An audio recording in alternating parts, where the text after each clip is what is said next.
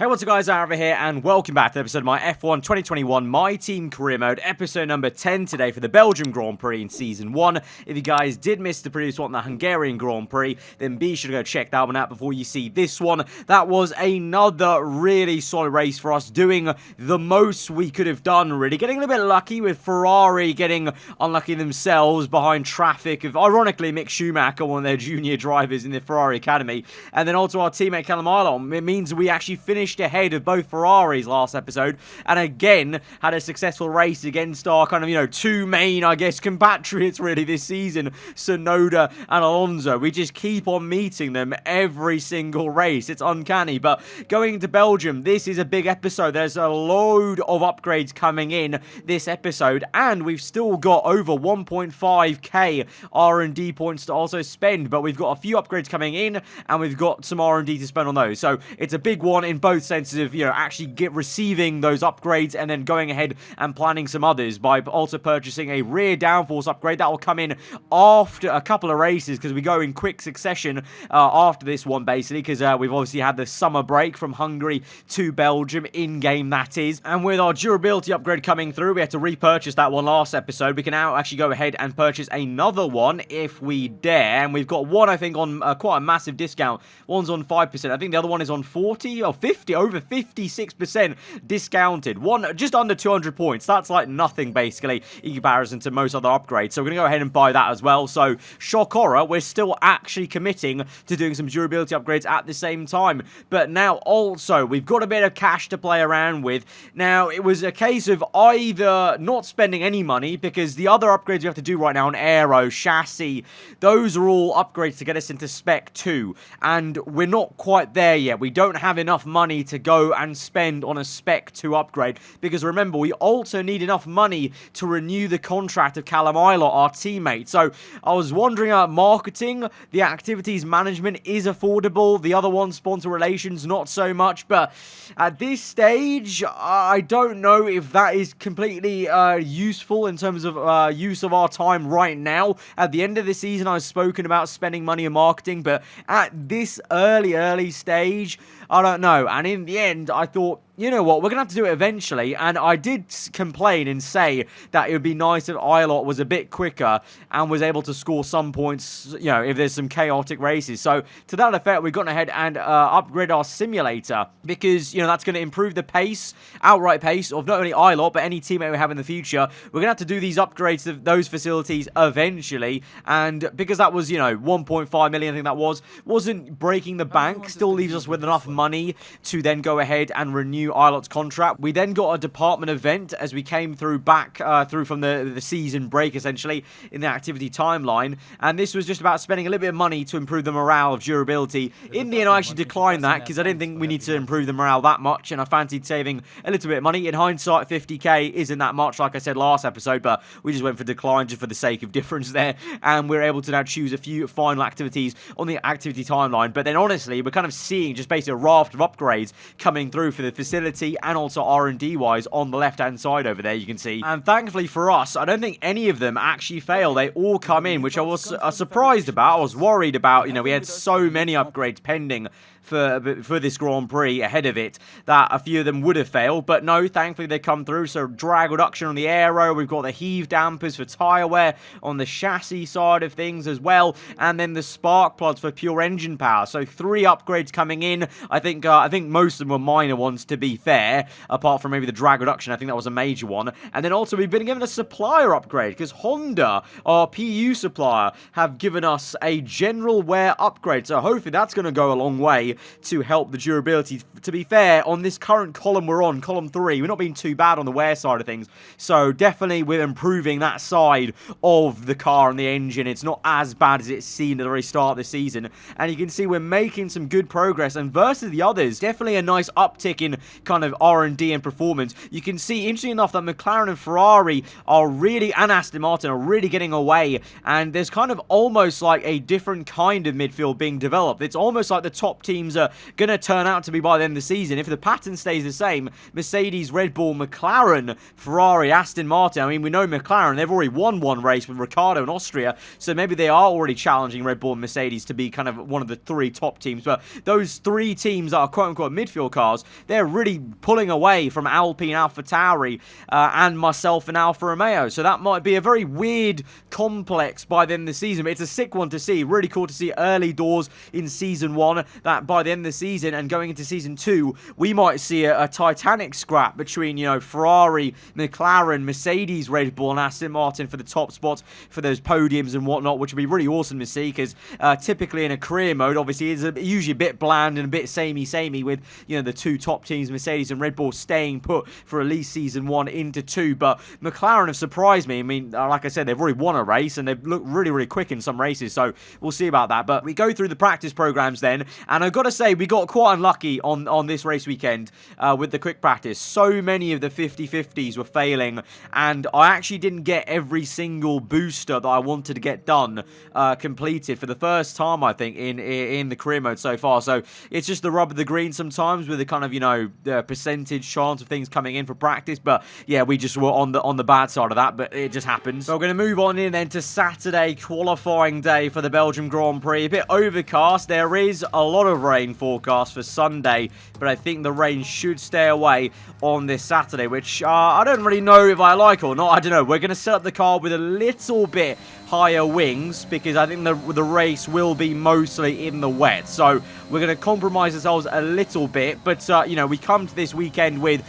a drag reduction update, an engine power upgrade, so I think we should still be in pretty good stead, and at least I think we'll definitely see an uptick in performance in the way the car is feeling, and in terms of lap times versus our rivals Alpine, AlphaTauri, Alfa Romeo, hopefully those three upgrades as well, because chassis as well with the tyre wear will come in and will help us out. But here we are then at Q1 across the line, and I thought that was a pretty damn nifty lap time, and it was, because that's all I needed to get through into Q2. ILOT didn't improve that much, P20, but in qualifying it's hard to tell. Sometimes the AI just don't get the lap in, and really it's going to be about the race to really see if there is an improvement with the car and with ILOT specifically with the personal upgrades we made. But now we're into Q2. It's nice and sunny now, so the track temp's going up slightly, and we've got an extra set of tyres to use, 2 new sets of softs, because usually when we make it through into Q2 we don't have any new sets to use, or we have 1 new set to use basically, but now we have 2 because I only use 1 set in Q1. I've said the word set so many times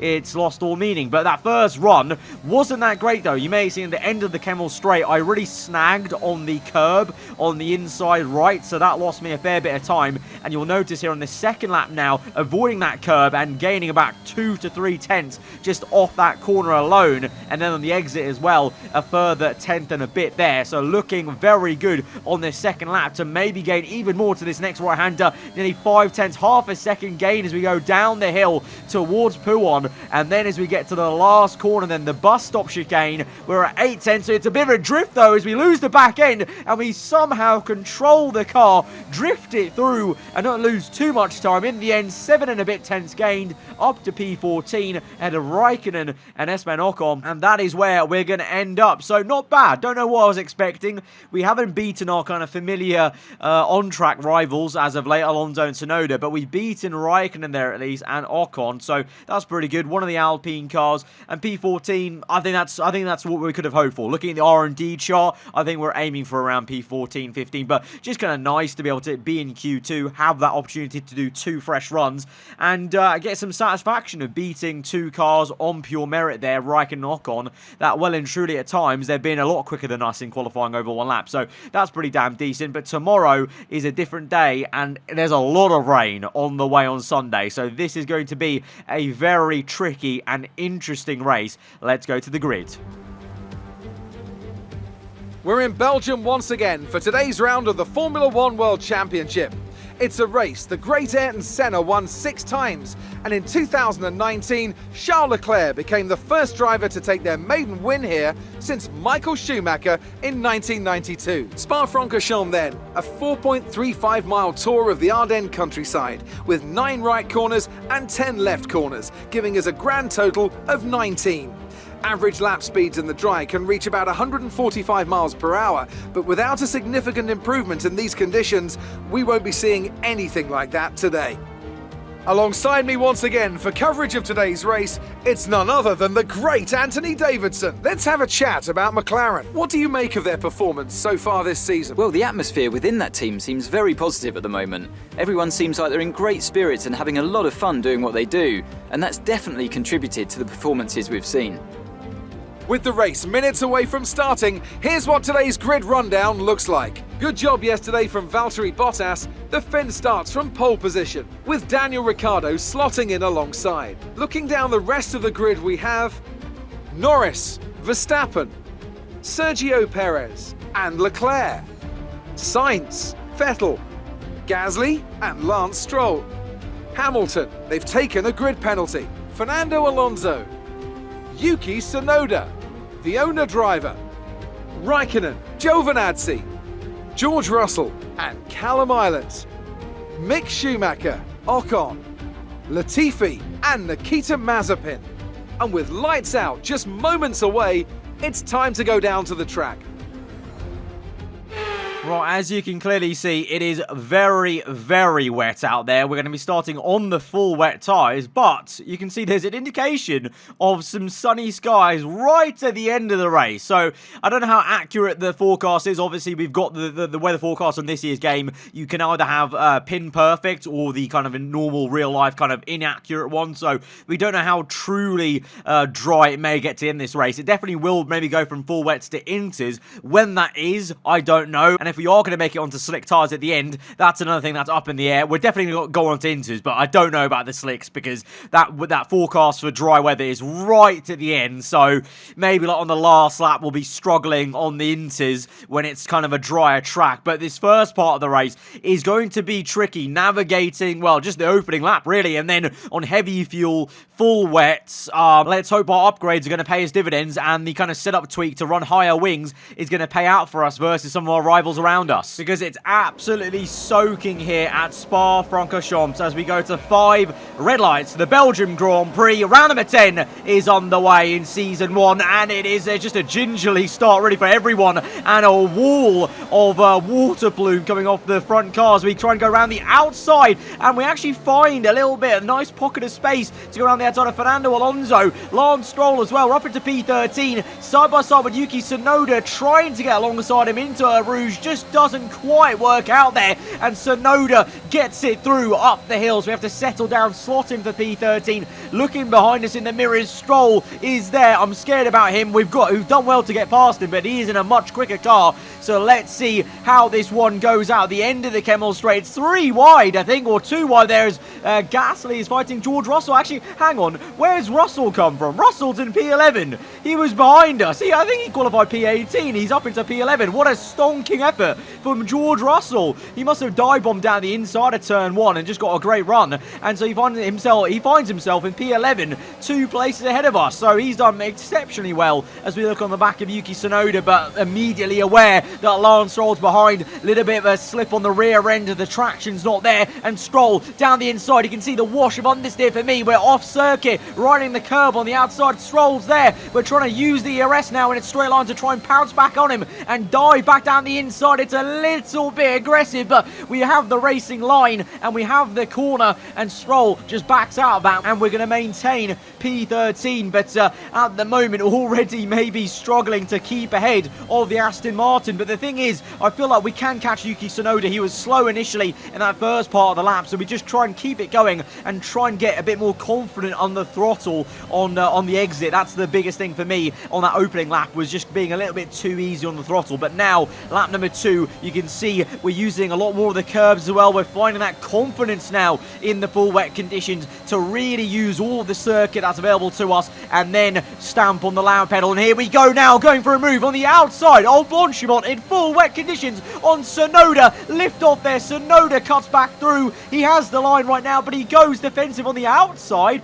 to be fair to him, turns to the inside for the next corner at the chicane, but we've got the better line to just pinch him in, and the overwhelming pace, I think, because Tsunoda is struggling, and he wasn't really pressurising Russell that much, which he should be in the Williams car, to be honest. And so we're up into P12 with a personal best lap time, and we can now go chasing after that man, George Russell, with the most lightning start the entire race weekend. And using a lot of ERS down the back straight through Blanchimont, little lift off there, redeploying it. We're gaining a lot of speed on Russell, but he parks his car so well in the middle there that it was so awkward. I couldn't go left or right, didn't really know where to go. And so Russell showing off some really good defensive driving. We're clearly quicker though at this stage of the race now. Personal best lap time again, going for a little half look into turn 1, but again, he just placed his car enough to the inside where I thought a dive bomb was just not going to work out. We're going to go too deep and probably just do ourselves basically. So being patient and waiting for the right time now as we go through Rouge now, up the hill towards the Kemmel Straight. Actually a really nice camera angle to show you the real height elevation change from a bit lower down in the cockpit view, but now getting in the speed. No DRS of course in these full wet conditions, just the ERS. Russell so defensive on the inside, but we'll take the racing line on the left. Easy does it, don't want to make contact with him. It's so fine on the outside and also on the curb. Remember, you don't want to get caught up on the curb on full wet tyres. You're going to get the wheels spinning so much, but we get the job done and we're into P11. But from lap 4, we're going to go to lap number 8 then. 4 laps later, not much happening in our race. We got 5 seconds the gap to Russell, so we pulled away for him, but I just could not gain on the cars ahead of me. Gasly, Vettel. We're going to come in now. It's time for the intermediates, you may have guessed potentially, as even in the screen visually, there's a lot less rain, standing water on track, falling down the screen, so everyone's in for intermediates. But yeah, in those 4 laps, once I overtook Russell, I pulled away, got a 5-second gap in 4 laps, but on the flip side, I didn't gain anything. I actually lost time to Gasly and Vettel and them lot there, so it was a really weird one, we're kind of very much in no man's land now on lap 9. Leclerc's had a bit of a mare here because he's been held up in the pits by a ton. I don't know if he had damage and had to change his wing, but he's only 2.5 ahead, so it's something to aim for really. But for us, it may be a bit of a lonely race from now on. It's going to be a question if the track gets dry enough for the slick tyres at the end of this one. But let's look at a replay though on lap 8 for the top leaders, because Valtteri Bottas was leading this Grand Prix. You've got Norris in second, Ricciardo third, Verstappen, Perez and Hamilton. So Hamilton having a really poor one. He actually got a grid penalty, so he's in the crowd. But look at this. Look at this, what happened. Mercedes, they've had a mare. Bottas got held up. And Lando freaking Norris is the one that's going to lead the way. Lando leads the Belgium Grand Prix in the McLaren. Bottas in second. Verstappen up to third. Sainz in fourth. So a load of those guys that came in all at the same time for Inters, they basically tripped over each other and held each other up. So a few people were massive gainers like Lando, and others got massively shafted, basically like the likes of Perez there, who was, in the top 3, top 4. And now it's a disaster for Red Bull because Verstappen, after catapulting himself into the top 3, is out of the race with a mechanical issue retirement there. It's a free position for us, and it means even though we're having a very lonely, dull race right now, we're in P10. We've got 1 point to our name, so at the moment, can't complain. That's pretty good. We can just hold this to the end of the race maybe. Lap 14 though, our engineer reminds us that the pit stop window is open, so that would suggest that, well, he's telling me to come in for another set of intermediates, because the Inters, one set, ideally wouldn't go that long from lap 8 to the end of this one. But I'm thinking, we're on lap 15. We're only 7 laps away, well and truly, from the end of this one. Couldn't we just stretch this? Couldn't we actually just stretch it and try and gain some time that way? Leclerc's 11 seconds up the road. It's a long time in the pit lane around Spa. And so a load of cars, most of them are in now on the minimap. You can see a few others still yet to pit onto a second set of Inters, but they will eventually all come in, I think. And I just thought, why don't we just go for it? Screw it. We're P10. We're having a lonely race. 1 point. Let's risk it. We may as well. We've got nothing to lose. What are we going to lose? 1 point. I can afford to lose 1 point on this gamble. Let's go for it. So we're up into P5 now. lap 16. We've now only got 6 laps to go in this Grand Prix. We have very worn inters, I will admit that, but we've also got a decent car in terms of the setup. We've got enough downforce to work. We've got the drag reduction though, and deploying enough ERS. Ricciardo, who's come out the pit lane, he was, I think, in the top 3, remember, sandwiching Bottas with Lando, but we just do enough, that defensive drive there, to stay on the inside, pinch him enough, but not make any contact, and keep it clean and maintain track position. Now we're just going to keep doing this for as long as we can, basically. Annoy the hell out of Ricciardo, annoy the hell out of the likes of Hamilton in the Mercedes, who's behind him as well. So we've got a lot of quick people to try and keep back. But unlike, you know, in a dry situation, because it's wet, because we're on inters, there's that slight tinge of we can maybe pull it off. And here we are, lap 17 then. We're in P3. Bottas and Norris are ahead of us. They've already made their pit stop. But we're here in P3, legitimately in P3, trying to go to the end of this race. And we've got a massive train behind me trying to overtake me. But Ricciardo is at the leader of that train. He's the first one to try a move. And he goes for it here on the inside of Pouon. The downforce from McLaren pays out, but we're still alongside him. And we're still enough alongside him to take the racing line. Squeeze him a bit to the left. And so much so that now Hamilton pounces and tries to capitalise. So now this is great. If Hamilton and Ricciardo squabble enough, that gives me just a little bit of breathing room on lap 17. You can see their rear ends wobbling about as they try and find the grip. Carlos Sainz and the Ferrari also there in P6. So this is what we want to see. If these guys are too busy fighting each other, they're too busy to close up to me. And you can see already giving myself a bit of a nearly 1 second breathing room to Hamilton and Ricciardo, at least on this lap number 17. But on to 19 then. 2 laps later, might be a different story. Hamilton is going to send one down the inside as we lock up on the front right, down this right-hander. Understeery anyway, let alone with a lock up there. But Hamilton is right on me. He switches to the inside and he gets through. Hamilton's through, but we've still got the nose in on the rear end. We squeeze Hamilton to left and he's gone deep. He's gone deep. We switch back to the inside. Hamilton's lost the rear end. There was no contact made there. Hamilton simply twitched in the middle of the corner because he went far too deep into that. We tightened up his racing line on purpose into Pouon, knowing that he wouldn't be able to slow it down in time. He goes for another dive on lap 20. Again, he gets his nose in through this right-hander. This time, we don't make the same mistake. We keep the inside line to just take a nice little drift, take him wide towards the curb, and he actually now fights Ricciardo. So we are doing the absolute most to try and maintain a P3 here. A podium this would be. Ocon is out of the Grand Prix. We go on to the last lap of this one then. Lap 22. You can see in the bottom right, the tyres are so dead. But this is where we might have an issue on the last lap. This is do or die stuff, and the track's been drying out. You can see the lack of grip as I squirm about, and DRS has actually been activated. It's enabled, so the FI, I think it's safe enough for DRS. If this race went any longer, we would definitely be going on slick tyres. But now, at the moment, just looking behind me constantly, using ERS all the way down this straight. We've got a lot to use, because in the wet, the ERS deploys a bit less, so you have to do less work to save the battery, basically. And so, deploying it all the way down that straight, Ricciardo can't get near to us with DRS down that straight. And so, that's it. That's the only DRS zone on the circuit, remember. So now it's going to be about pure slipstream and placing the car correctly in this second sector. And you can really see now how slow we are with the worn out inters on a track that is very much transitioning to dry tyres. You know, as I said, when the DRS gets enabled, that's pretty much at the time for the crossover to dries. But we're placing the car nicely. Ocon does me a solid there.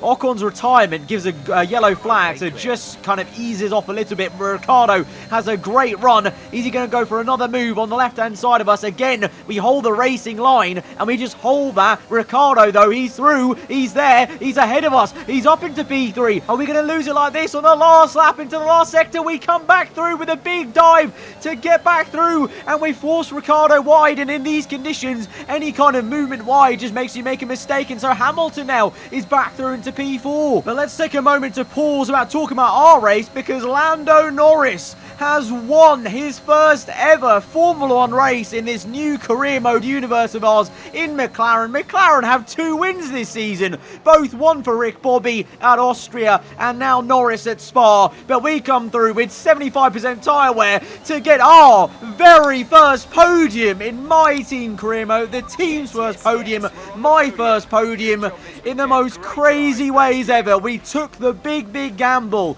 doing one less stop, don't go for the extra set of inters, and somehow we've defended for our life and done it. A difficult race then on one of the all-time classic circuits, but they persevered to take the win here today. Anthony, tell me, what was it that helped them achieve this success? Well, I think it was clear what the main contributing factor out on the track was today: speed. I know it sounds like an obvious thing to say, Crofty, but fast cars win races, and we saw that today with our winner.